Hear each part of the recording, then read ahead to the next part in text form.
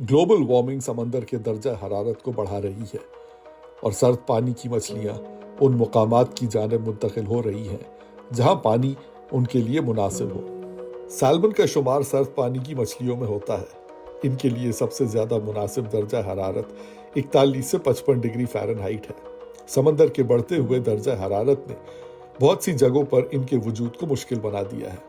Canada की Dalhousie university की साइंसदान Catherine Smith ने सूबा नोवा स्कोशिया में एक तजर्बा किया। समंदर के करीब वाक़े कुएं के ठंडे पानी को समंदर के गर्म होते हुए पानी में उतारा गया ताकि एक मखसूस जगह पर ठंडे पानी का दायरा बना दिया जाए। थोड़ी ही देर में इस जगह पर सैल्मन और दूसरे सर्द पानी की मछलियों ने जमा होना शुरू कर दिया। हालांकि ये तजर्बा बहुत महदूद पैमाने पर किया गया था, कैथरीन स्मिथ समझती हैं कि आने वाले दिनों में ऐसे तरीके आम करना होंगे ताकि सर्द पानियों की आबी हयात को ग्लोबल वार्मिंग के दौर में जिंदा रखा जा सके।